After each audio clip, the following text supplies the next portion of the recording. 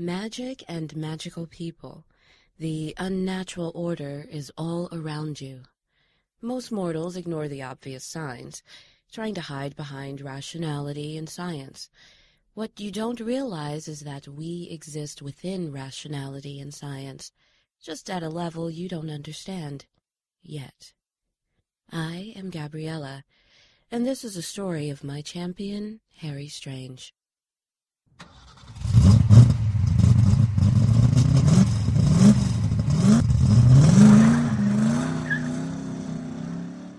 I drove as fast as the old F-Coupe could go, kicking up dirt and gravel behind me. I was hoping that there weren't any flatties out giving tickets to speeders because I didn't know what I'd do if someone tried to delay me. I pulled into the driveway. The lights were on and nothing appeared to be broken. I know that Quinn had some early warning alarms he installed himself, but my faith in Quinn's products was less than my faith in Vale's ability to kill. I couldn't shake the image of Roscoe. His legs shook in the dance of death as blood pumped from his throat. Roscoe had reached up and tried to stop the blood by putting his hands around his neck. His last act before closing his eyes forever was to look at me and mouth the words, "Your fault." I put the parking brake on and jumped out of the car, the .38 pointing in front of me. Moving to the left and right, clearing each room, I reached the dining room and kicked the door, leveling my gun at the dining room table. Romeo! What are you doing? Put the gun down! Maddie, Quinn, are you okay? Well, I was until you burst in here waving your gun around. I'm sorry. I dropped the gun on the floor and ran to Maddie, scooping her out of the chair and giving her a bear hug. I was so worried about you. I thought that... You're okay. That's all that matters. I don't know what I'd do if anything happened to you. It's okay, hon. Nothing's happened to me. What about me? Don't I get a hug? Come here, big brother. I'm sure that Mildred thought she had walked into an asylum when she saw us all hugging together. I trust then that you saw my uncle and the results were poor. I've learned many things today, Maddie, but the most important thing is the clarification of how I feel about you. No, shh, don't say anything yet. Maddie, will you marry me? Now let me tell you something. When a man asks a woman to marry him, that pause between the question and the answer is the longest time ever. In 1 second, a man's mind races through all the possible answers and his possible responses. That moment seemed to take forever. Yes. Wonderful. And I've already picked out a place to live. You have?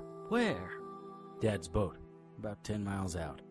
Is Father Picotti still alive? Dad's boat? That hasn't been beyond the dock in years. And Father Picotti was ancient when we were children. I doubt he is still alive. But Father Picotti was, and the boat was fine. With a little help from us, mostly my junior's brother Quinn, Maddie and I were married in the fall, September.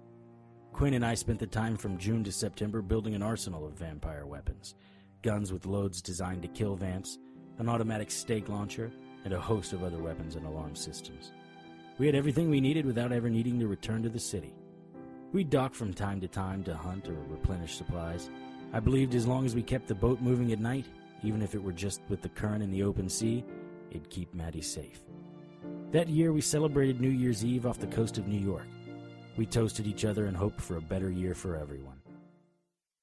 In February, the police found the body of Victor Nero in the office of Jake Roscoe. Someone had strangled Nero and cut his throat. A few days later, they found Roscoe's rotting corpse in a culvert near Quinn's house. Suspicion fell on yours truly.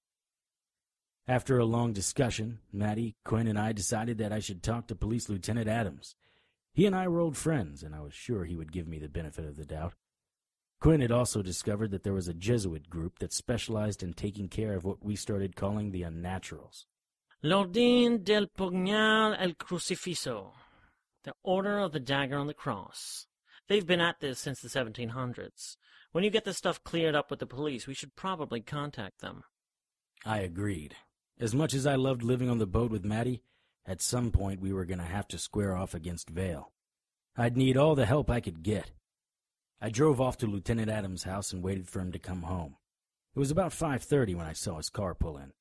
I made sure no other cars were coming to meet him, and I stepped out of the woods where I had parked. He was startled. Chase, where the hell have you been? It's complicated. You think? I've half a division of men out looking for you. What the hell happened to Roscoe and Nero? It wasn't me. I know that. But the chief and DA, well, they have other opinions.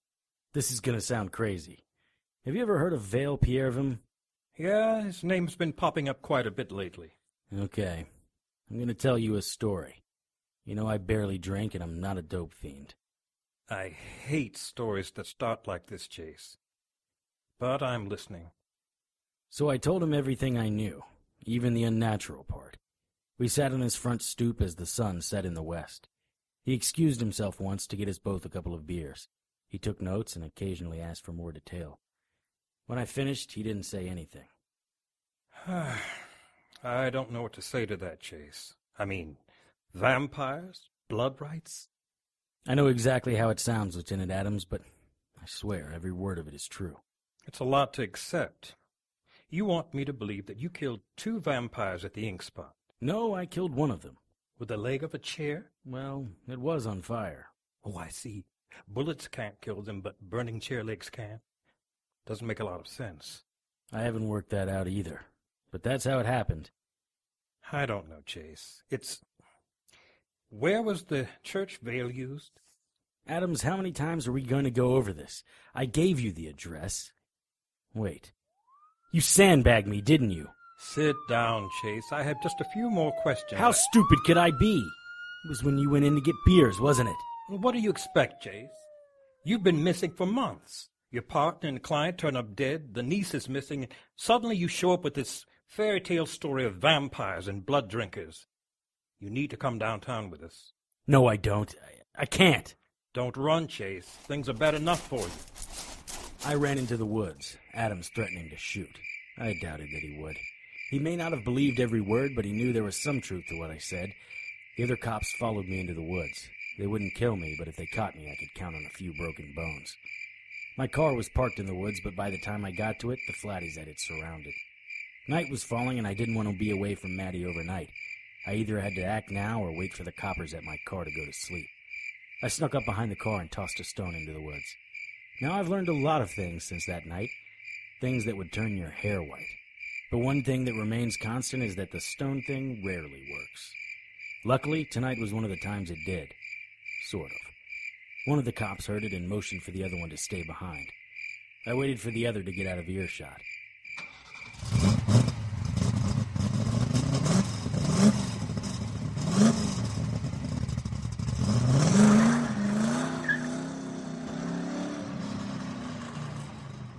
I raced back to the boat and saw it docked. That was bad. Quinn and I agreed that the boat would never be docked after dark. I jumped out of the car, gun drawn, and stepped onto the boat. I went below deck to my bedroom. Maddie was gone. Tables and chairs were overturned. Our bed was cut down the center.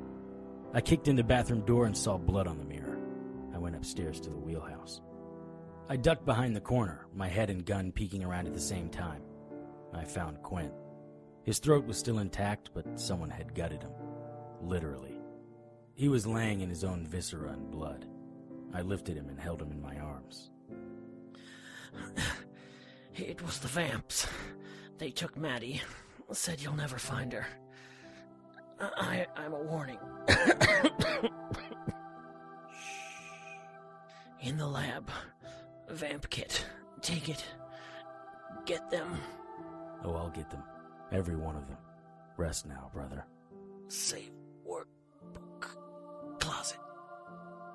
Quinn had thought of everything for this vampire kit. I lit the stick of dynamite and jumped back into the churchyard. The explosion rocked the ground and shattered the windows of the cars parked nearby. I stepped inside the door and, without waiting for the smoke to clear, I started shooting. I could hear screams as some of my shots found targets. These were not regular bullets. These were Quinn's special blends. The loads were so powerful that my arms were getting tired just from the kick. I heard a vamp drop in behind me. I whirled and fired. Its head exploded. Another vamp grabbed me, its fingernails cutting into my throat. I reloaded and pointed both guns behind my back and fired 3 times in succession. I turned to face the female vamp, only this time she looked like a regular woman, no red eyes or fangs. I hesitated and felt something cold slip into my stomach. I looked down. She'd driven a battle sword into me. When I looked up at her, she smiled and licked her lips. Val's not here, but he said you'd come. Now you're our entertainment. I unloaded both clips into her. Her blood splattered on me. My vision was starting to get fuzzy. 2 more vamps appeared as I was reloading. One went for my throat, but I spun and he caught my arm instead. I started firing, killing 2 more of them. I ran and jumped into the organ pit. It would have been bad if there were any vamps in there waiting for me. As it was, the pit was empty. I pulled a stick of dynamite out of my bag. My vision was almost gone now, and my hands were shaking. I lit the fuse and held the stick in my hand, giving the vamps a chance to get close. As things started to go black, I tossed the stick. The explosion was wondrous. It may have been a few moments or a few hours, but when I opened my eyes again, all I could see was white. There wasn't an up or down, left or right, just white. Then I heard a voice, and the most beautiful woman in the world appeared. I don't mean beautiful in a Victoria's Secret's model sort of way. I mean just love, spiritual, psychological, unconditional. The love we can only feel in the presence of someone who has seen the face of God. Romeo Chase. What? Who are you? I am Gabriella. You know me as an archangel of the Creator. Am I dead? You're in a complicated place, neither here nor there. I'm in purgatory? I've been watching you for some time, Romeo Chase. Your motives are pure, and your wrath is fierce. You're not unlike the angels. The difference is you do things for love, with the limitations of a mortal. I'm not sure I understand. I watch and love all humans, but because of your devotion to a single woman, you, among all humans, have become my favorite. You sacrificed everything for love. You came here, armed only with passion and some simple weapons to destroy an ancient race of demons. You are impressive, Romeo Chase. But I failed. The one I wanted to kill was gone. He's not that far. You may yet catch him. Am I dead? You are on the cusp, and I offer you a choice. You can move on now and enter what you would call paradise. Or you could return to Earth as my favorite and continue to fight mortal and immortal evil. In exchange, I will bless you with perpetual healing. Nothing mortal or immortal will be able to kill you, but you will feel pain and need time to rejuvenate. With that and your natural skills, you will be my champion. Mind this, if you accept, there will be deeds, heinous deeds, that you will have to do in my name, but at the end you will reach divine providence, salvation. What is your choice, Romeo Chase? Will I be able to go after Vale? Even as my favorite, you still possess free will. I accepted Gabriella's offer, but it was too late for Maddie. About a year later, I found her, already turned, and, well, you know the rest. But when did you change your name? How did you... When I woke up, I was in the morgue, already toe-tagged. As far as the cops were concerned, I murdered Nero, Roscoe, and a church full of the faithful. I had also punched out a cop and left him tied and pantless in the woods. Romeo Chase was a one-man crime wave. If my corpse turned up missing, the police wouldn't rest until they found it, dead or alive. So I found another stiff who was about the same age as me and put my toe tag on him. Remember, this was 1932, no computers. All the work was done by pen and paper. I put on a lab tech's jacket and walked out of the morgue with the dead guy's toe tag in my pocket. The tag said H. Strange. I just assumed it was Harry, but it could have been Hamilton or Horatio. I have so many questions. And there isn't time for any of them. I held the scepter up in the air and thought about where I wanted to go. I watched in silence as Carmen faded away. For a moment, I thought about staying, giving up my quest for death, my obsession with the vampire, and staying with Carmen. We could go somewhere, an island, Fiji maybe, and drop off the grid. Carmen and I could live happily ever after. We would be happy. All I had to do was drop the scepter. The Galactic Football League series is available in print for your e-reader and as audiobooks at scottsigler.com/GFL. He was raised to hate non-humans, taught how to kill the 5 alien races with his bare hands. Quentin Barnes doesn't want to be a soldier. He wants to be a quarterback, the greatest to have ever played the game. And to be the best, he has to play the best. And the best teams are mixed species, with receivers that jump 25 feet into the air and linebackers that literally want to eat you. In a league that spans light years, where organized crime runs every franchise, where football has become so brutal that stats not only track yards and completions, but dismemberments and death. Quentin Barnes must learn to lead a team filled with the same races he's been taught to hate. New York Times bestselling author Scott Sigler presents the Galactic Football League series. Available at Amazon.com and at all formats at scottsigler.com/GFL. Doctor, I need to see her while it's still fresh in her mind. You can try, Lieutenant Johnson, but I don't think her answers will make any sense. I'll take that chance. I need answers, Doctor. I'm not entirely comfortable. Doc, I have 8 bodies. 6 of those with their teeth filed into fangs. Oh, and did I mention some of them were decapitated? I need to see her. As I understand it, she wasn't on the boat. She was floating on the opposite side of the dock. Yeah, along with 2 other bodies. The entire marina was up in flames, yet she survived. She knows what happened, and I need to talk to her.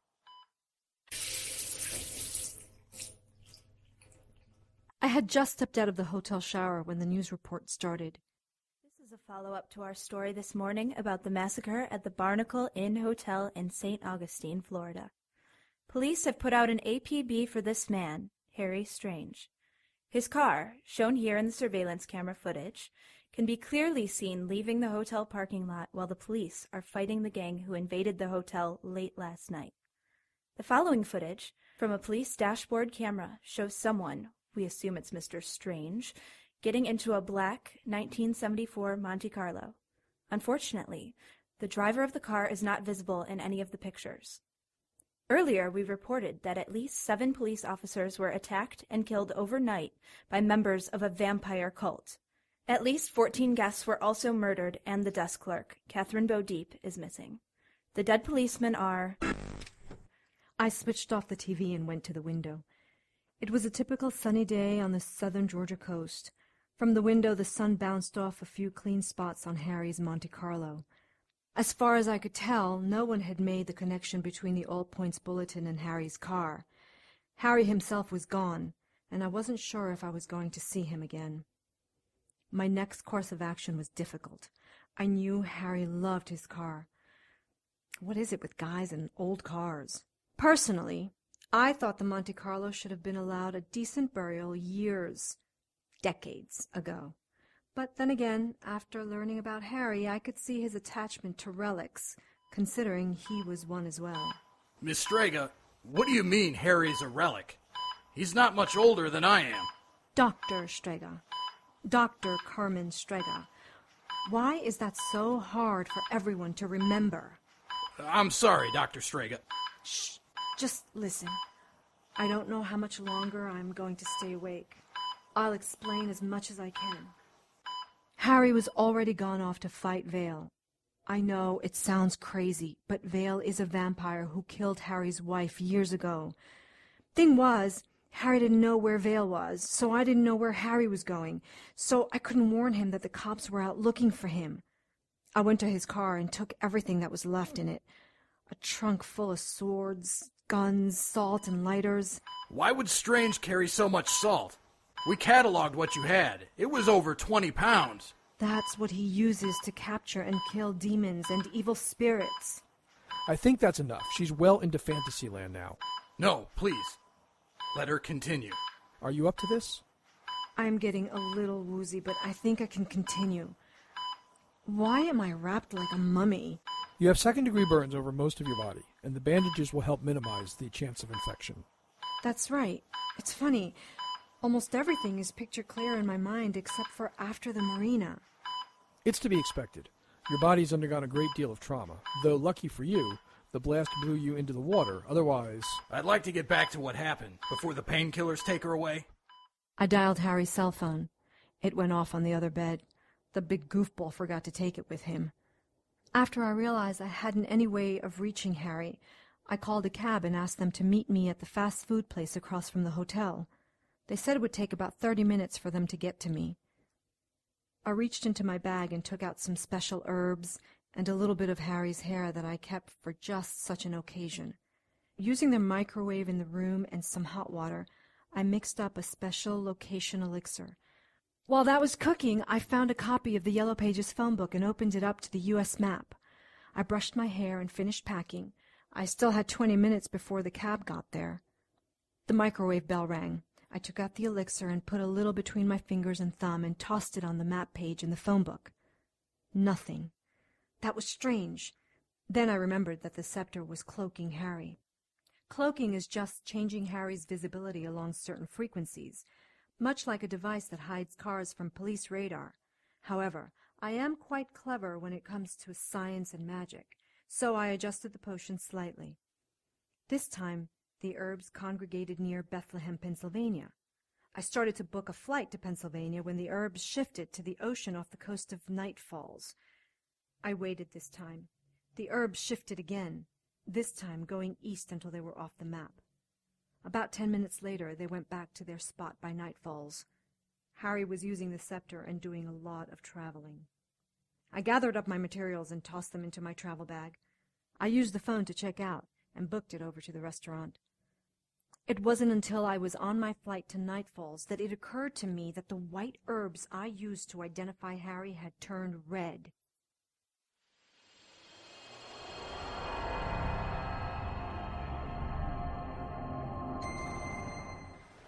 My stomach was still rolling like a tennis ball being played with by an overactive puppy when the marina came into view. I'd never get used to traveling by the scepter of Estrada. I leaned against the building and waited for the birds in my head to stop chirping. Something about this marina was familiar. Son of a... This was the Night Falls marina. Vale had taken the battle to my backyard. When I psychically told the scepter I wanted to find Vale, I didn't realize it would be here. Regardless, I was here to kill him. I want you to capture Vale and deliver him to me. He is living on a houseboat named the Immortal. Do not, under any circumstances, kill him. I will take him to hell, where I can deal with him in my own special way. Lilith was also thoughtful enough to give me 3 of the stones of Solomon that would hide me from any unnaturals. I don't think she knew I had the scepter, the device that held all 7 stones. The last stone, ironically, belonged to Vale. This was going to be a big day, and I needed to get busy. I reached into my little black duffel bag and took out a specially loaded C4 charge. I attached it to the base of Vale's boat. These little blasters had 2 detonators, one that I could trigger and the other that would detonate at midnight. I figured that if I were killed, they'd haul anchor to get as far away from here as possible. If that happened, come midnight, they'd get a nasty surprise of fire and salt, 2 things the vamps detested. For a minute, I thought about just blowing the C4s now. I could take out everyone on the yacht and they'd never know what hit them. But that wouldn't be any fun, would it? I needed to see Vale's face when I drove the stake into him. I wanted to feel his blood oozing on my hand the way a butcher feels the blood of a slaughtered calf. Blah. I shook my head to shatter that image.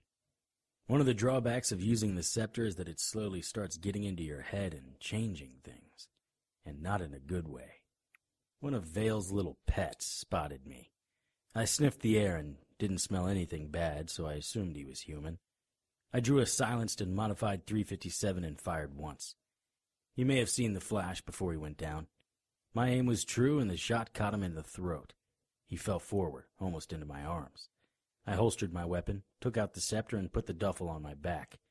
I picked up the familiar and thought about where I wanted to take him.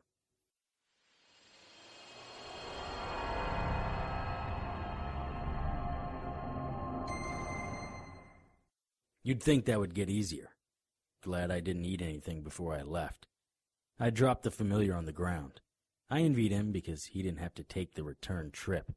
I pitied him because the Order didn't take kindly to humans who took up with vampires or demons. A tall figure in a brown robe approached me. His hood covered his head and about half of his face. It peeked over his nose, giving it an almost heart-like shape on his head.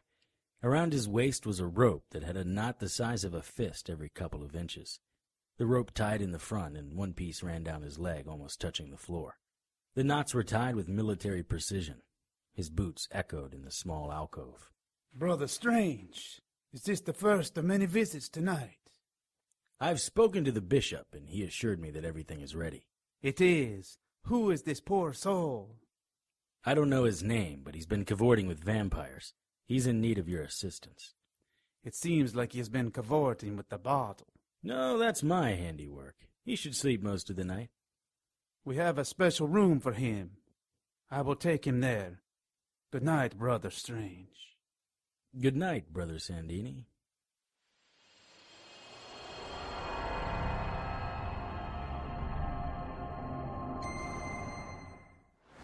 The birds were chirping again. This time I swore I could see them. The brothers of the Order would either deprogram the familiar I had just dropped off, or they'd... Well, either way, he wouldn't be a bitch boy for any more demons. The yacht was heavily guarded. Soon they'd realize one of their pets was missing, and they'd move to high alert. Thanks to the scepter, I was cloaked from the unnaturals, but the naturals might be a bit of a problem. I had 5 shots of tranq left in my .357. After that, it'd be either heavy regular loads or my sword severing their spinal cords. I wanted to avoid that, only because of the attention it'd bring to me. On the other hand, seeing some of the heads roll through their own goo would be somewhat soothing. I've heard that a decapitated head still has some awareness. I wonder what that feels like, knowing your body is 3 feet away from your brain. I may have to do a little experimenting before the night is out. I was holding the scepter by my side and thinking about chopping off Vale's head when I felt the gun in my back. You're the one the master told us to watch for. He put his hand on my shoulder.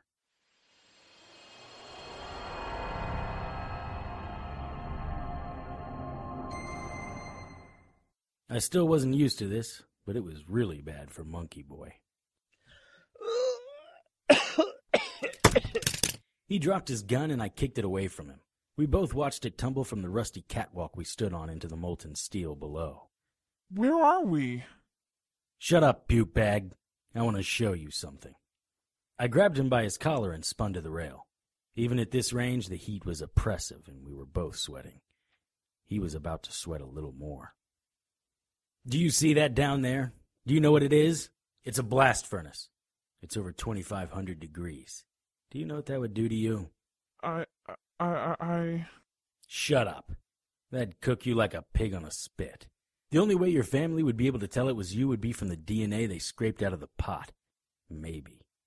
If I were to drag you down there and put your foot in that molten steel, it'd melt like a chocolate bunny in a microwave. Tiny particles of liquid steel were hitting us. One of them ignited his sleeve. It's burning! Put it out! It's burning!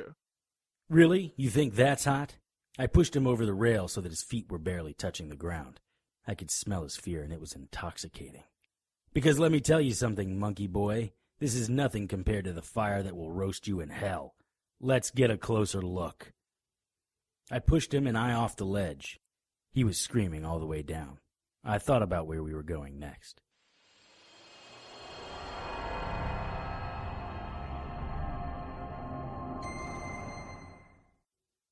Another deposit, Brother Strange? It's going to be a long night, Brother Sandini.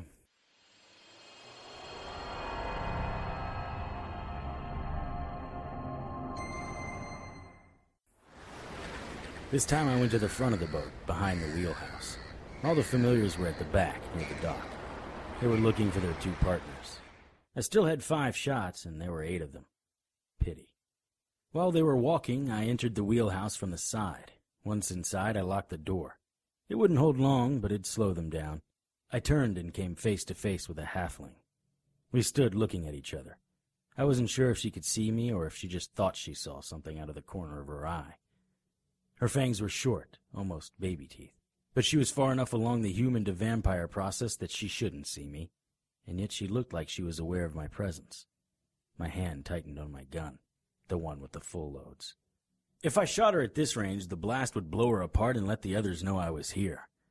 We continued to look at each other, she in her bikini, me in my trench coat and black duffel.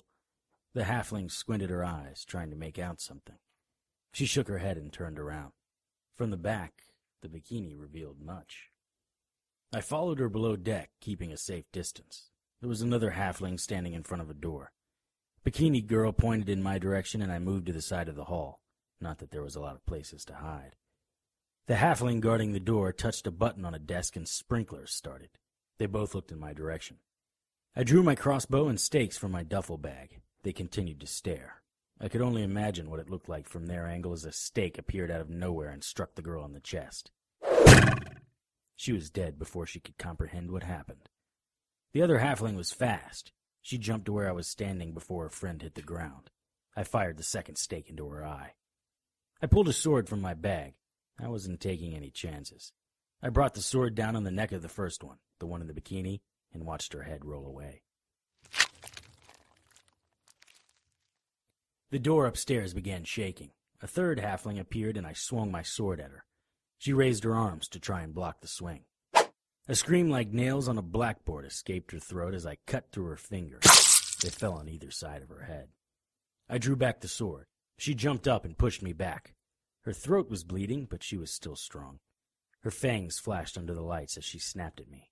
Her hands grabbed, but without fingers, she was unable to get a grip on my collar. I kept stepping backwards, trying to get some swinging room, but she stayed right with me. I think she was trying to box me in between her and the door. I dropped the sword and pulled out my modified .45. The halfling pushed my arms up with the nubs of her hands. God, she was strong, fingers or no. I pointed the gun down and fired.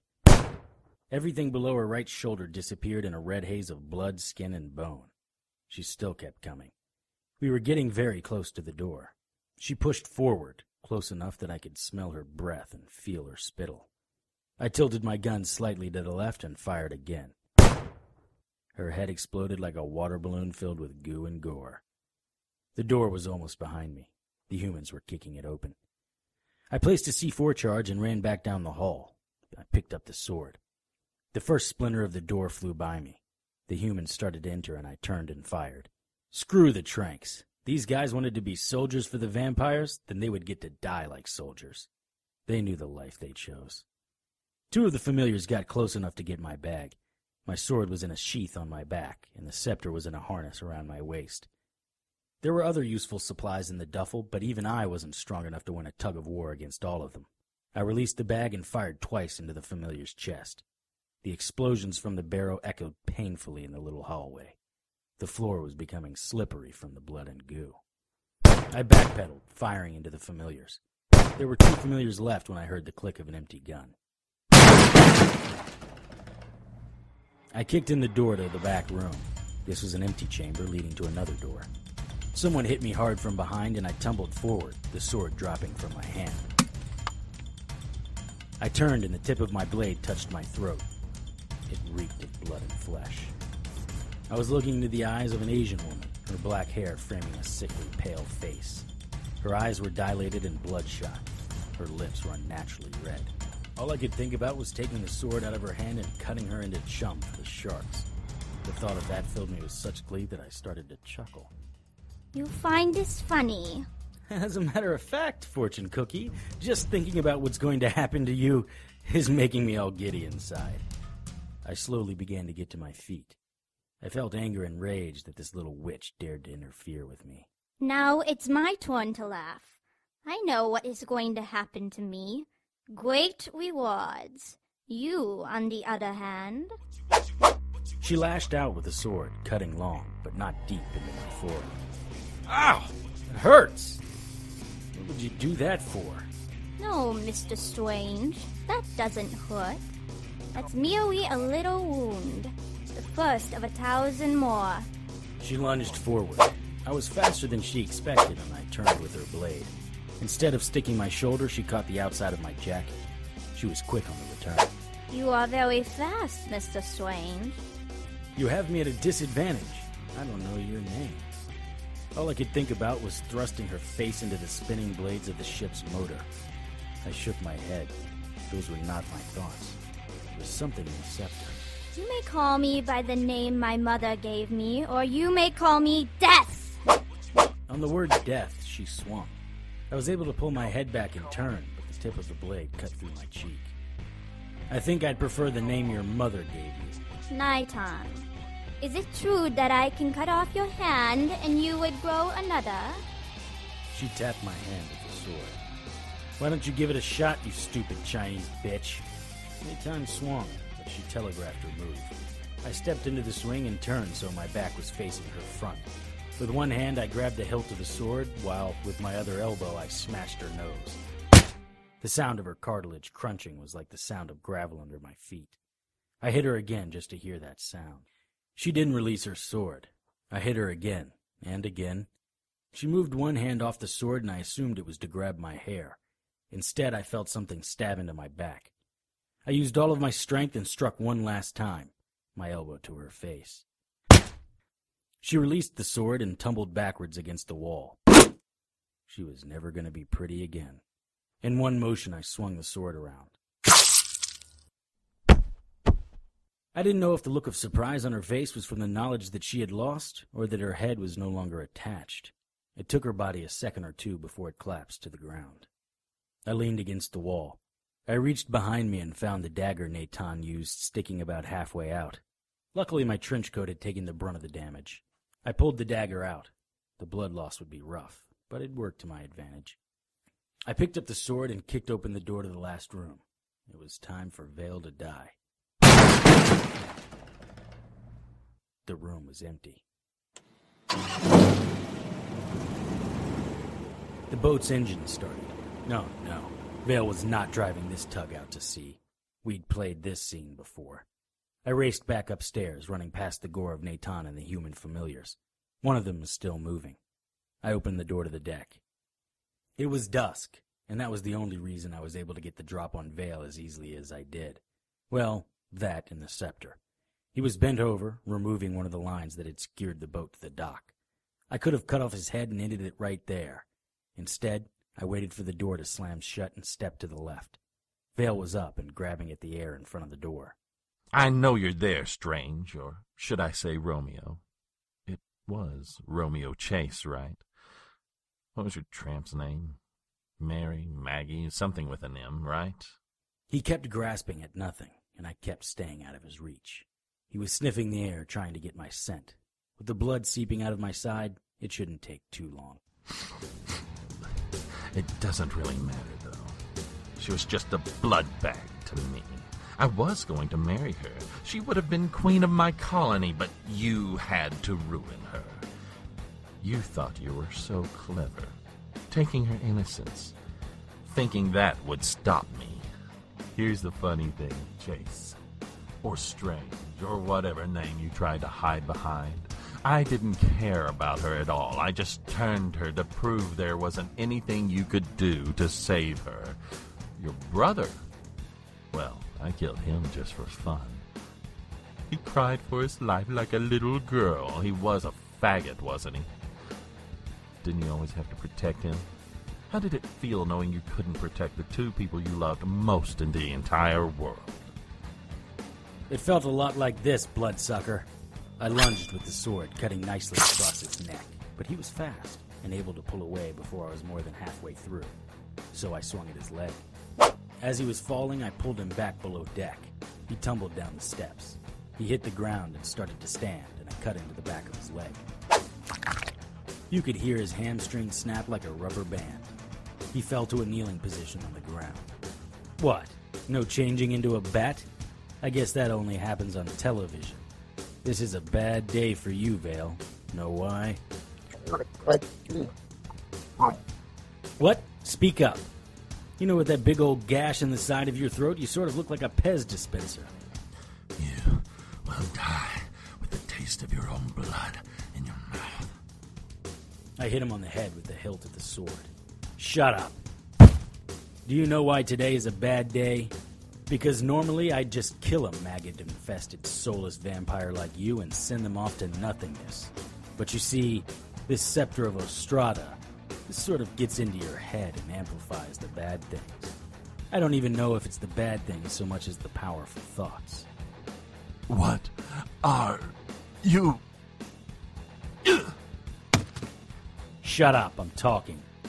The scepter, somewhere, either on you or down in that stinking worm-filled rot you call a bed, is the seventh stone. I want it.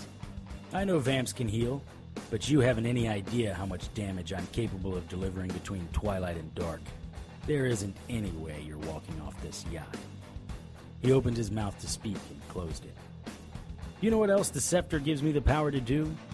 I can go places. You and I can go places together. In the blink of an eye, I can take you somewhere the sun is just coming up. Here, let me show you.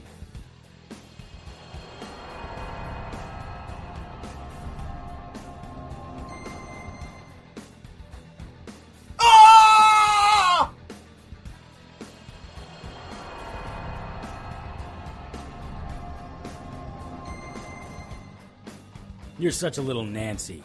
We were only there for a second. See? Look, the fire's already going out. It was quite comical, actually. The top of his head was still smoking. Now, if you want to live, tell me where the seventh stone is.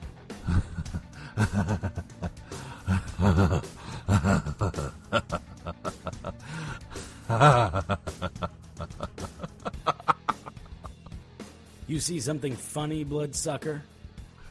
You pompous piece of hairless monkey flesh. Do you think you can muscle me into giving you anything? My work is complete. I destroyed your wife, your brother, and now you've become like me, a killer who follows his own motivation and answers to no one. What's the body count tonight, Strange? How many halflings and humans did you kill just to get to me? You're no different than me. You treat human and demon the same, with contempt. And why not? You're above them. You're mortal, or something like it. We should be working together, ruling this planet. I was standing behind him, so he never saw it coming. Ah! Oh! I raised the sword again, and this time I cut off his left foot at the ankle. Ah! The difference between you and I, bloodsucker, is that I only killed the bad guys. Your little human familiars, they knew that siding with you was evil. And as far as your halflings, they were a breath away from damnation anyway. And you presume to judge them? When did you become a god? I'm not a god. God has mercy. I have vengeance. I stood in front of Vale so he could see it coming. This is for Quen, Maddie, and the thousands of other brothers, wives, mothers, girlfriends, boyfriends, every human your presence has offended. I started to swing the sword to his throat. The look on his face wasn't fear or remorse. It was surprise. I could live with that. Then she appeared out of nowhere and grabbed my hand. Harry, that is enough. I said I wanted him alive. Or undead. I can't believe I'm happy to see you, Lilith. This crazy monkey has lost his mind. Let's kill him together. Shut up, maggot sucker. Harry, we had an arrangement. And what are you gonna do, Lil? Call the cops? What arrangement? What are you talking about? You were just supposed to find and bring him to me. This whole medieval torture thing is kinky. I do applaud your enthusiasm, but enough fun time. I'll take it from here. I don't think so, Lilith. Listen, monkey boy, I'll make a deal with you. You want the stone, it's yours, but you don't give me to Lilith. You know what, bloodsucker? I'm tired of you. You said I was a killer like you. Actually, I'm more the avenging angel type. Say goodnight, Vale. Harry, no! No! Now, what were you saying, Lilith? Oh, that's right, our arrangement. I altered it. But don't worry, I have a lovely consolation prize for you. Do tell, Mr. Strange. Right there, on Vale's left hand. A rock to knock your socks off. The big undead fellow wore the seventh stone of Solomon like a piece of jewelry. Now, when I take it off his finger and drop it into the scepter... I've never seen anything of such beauty. Those colors, the heat. It's a terrifying wonder. I can feel the power coursing through me. I feel stronger and more aware than I've ever been. I feel the grass and the ground. I can see everything. I hear everything. I see your little ghoul sneaking up behind me, but it doesn't matter, because with just a thought, he explodes into nothingness. Can't blame a girl for trying. I would have been disappointed if you didn't. With just a thought, I can make time stop or speed up. I can go back and change the past. Yes, Harry. You are as a god. We could rule the world, all the worlds, and all the realms. Feel that power. That's what it's like to be a god, an immortal. You enjoy it, don't you? I can smell it in your veins. Let's go together, Harry. We could change history. That's right, Harry. Imagine it. You and I, the world worshipping us, doing our bidding. You could kill Vale 1,000 times. Imagine the power. Kiss me, Harry. Let's seal the deal. You're right. I have that power. But I don't need you because I command the scepter. My life force is imprinted with the scepter. Just being near it gives me the power of a god. You, darling, evil little Lilith, are irrelevant. What? You can't do this to me. Those stones are mine. I command you to give them to me. You cannot command me.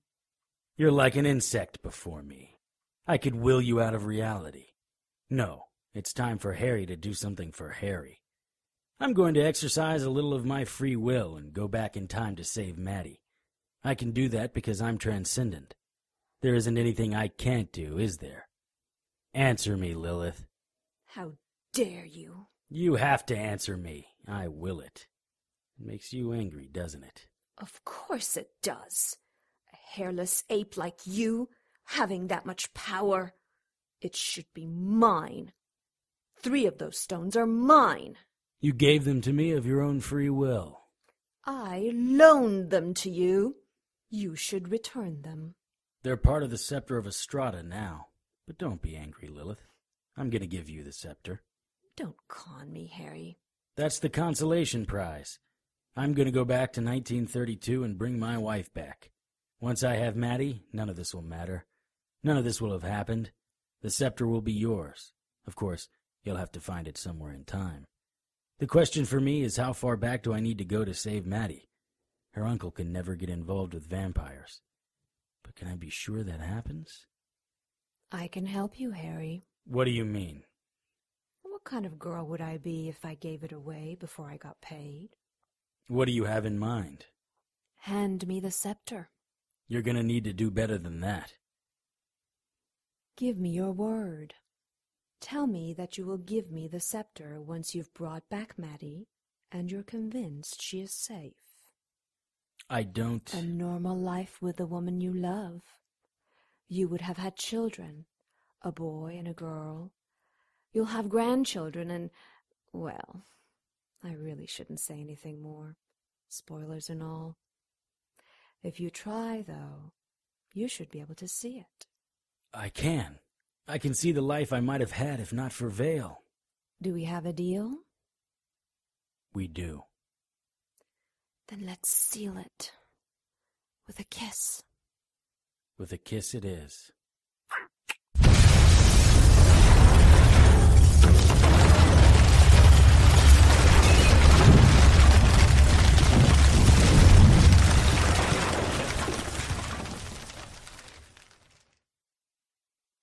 I ran down the dock searching for Vale's boat, the Immortal.